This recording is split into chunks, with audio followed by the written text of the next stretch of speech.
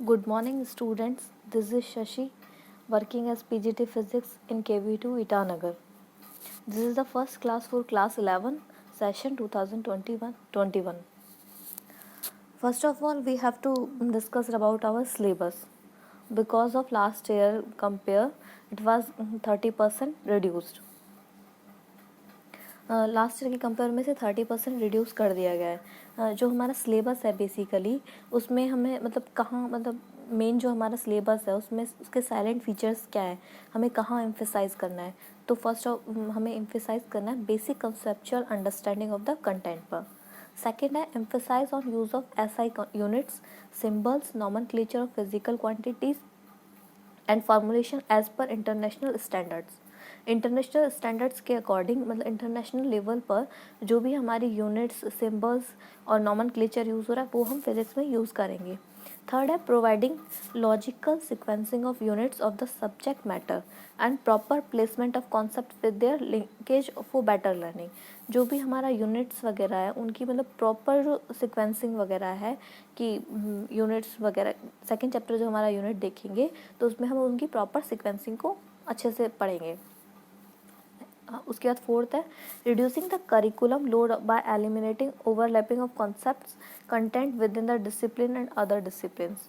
तो उसको थोड़ा क्या किया जा रहा है, करिकुलम लोड को कम किया जा रहा है.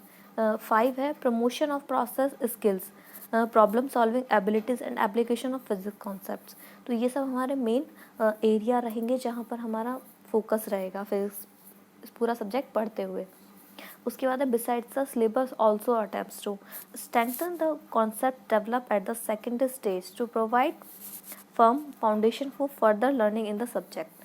Next, expose the learners to different process used in physics related industrial and technological applications.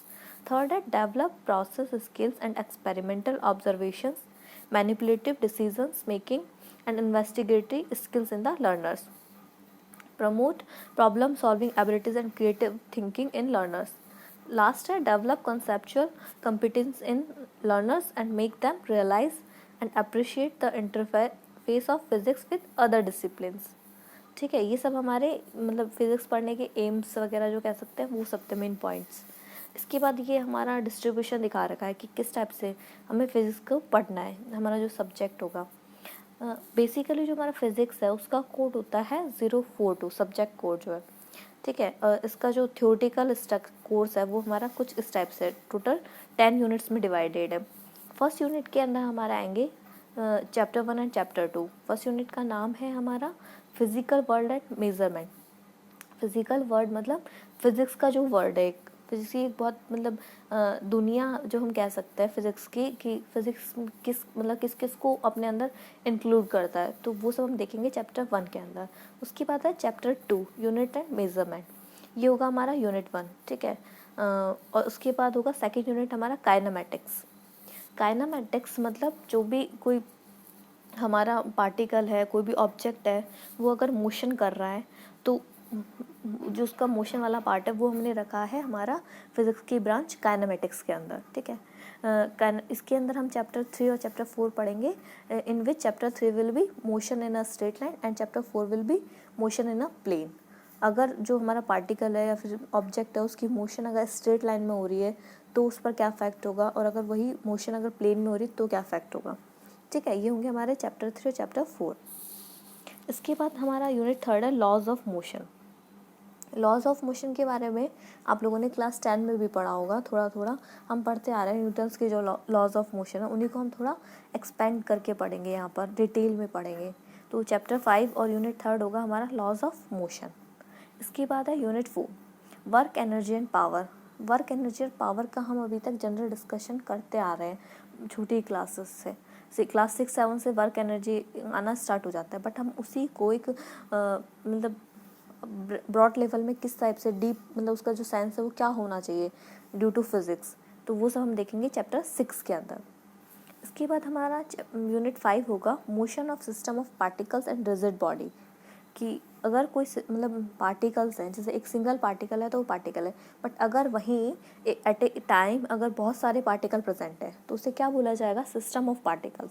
तो इस तरीके से अगर कोई सिस्टम ऑफ पार्टिकल्स है वो अगर मोशन कर रहा है और या फिर कोई रिजिड बॉडी है वो मोशन कर रही है तो उसके क्या फीचर्स होंगे, वो सब हम देखेंगे हमारा यूनिट 5 के अंदर।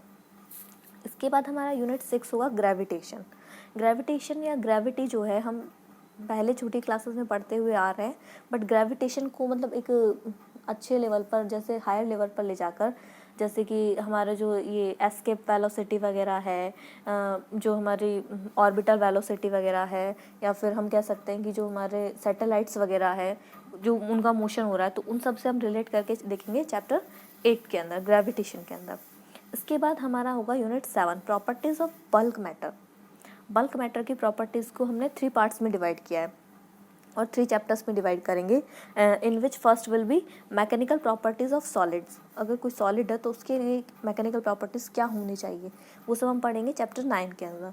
फिर उसके बाद है next will be mechanical property of fluids.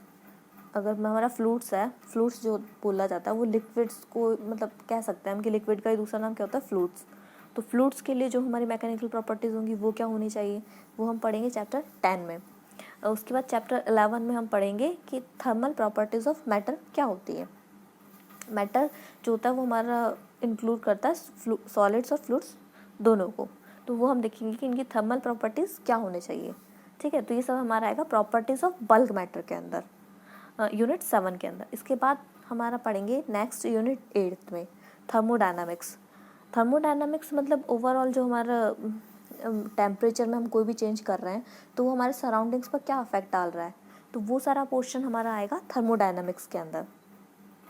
Got it. इसके बाद नेक्स्ट यूनिट होगी हमारी unit 9 behaviour of perfect gases and kinetic theory of gases.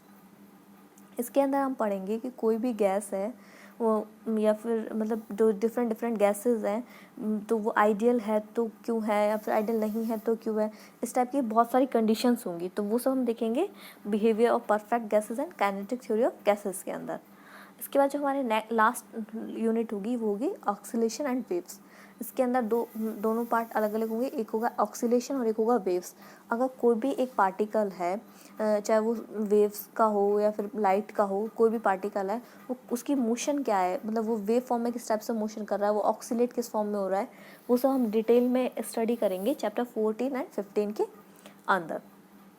ये सब हमारा है जनरल मतलब एक ओवरव्यू फिज़िक्स का जो हमारा सिलेबस है उसके लिए। ठीक है, तो फिज़िक्स हमारा जो है बेसिकली वो ब्रांच है साइंस का, सब ब्रांच। अब तक हम जो अपना क्लास 10 तक पढ़ते आ रहे थे, साइंस पढ़ते आ रहे थे सिर्फ। ठीक है, लेकिन अब वही साइंस हमारा क्या हो रहा है, 3 पार्ट्स में डिवाइड हो जाता है, 3 to 4 पार्ट्स में, like physics, chemistry and bio, in which physics have only mechanical parts. Like physics के अंदर आपका जो भी होगा न्यूमेरिकल पोर्शन जो होते हैं वो वाला पार्ट आता है। उसके बाद केमिस्ट्री के अंदर केमिकल रिगार्डिंग पार्ट्स आते हैं। फिजिक्स के अंदर मतलब बेसिकली जो फैक्ट्स पर जो डाटा बेस्ड है वो आता है साइंस का। ठीक है, उसके बाद बायो के अंदर हमारा जो भी मतलब बॉडी का जो हमारा एक होता है वो वाला प्रोसेस आता है, तो हम हमारा पढ़ेंगे फिजिक्स।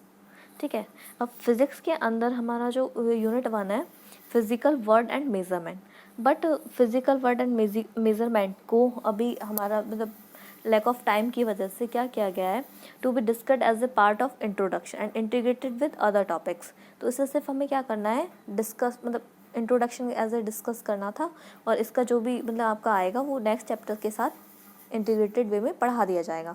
तो हम यहाँ पर अपना जो सिलेबस है वो स्टार्ट करेंगे चैप्टर 2 से, यूनिट एंड मेजरमेंट्स।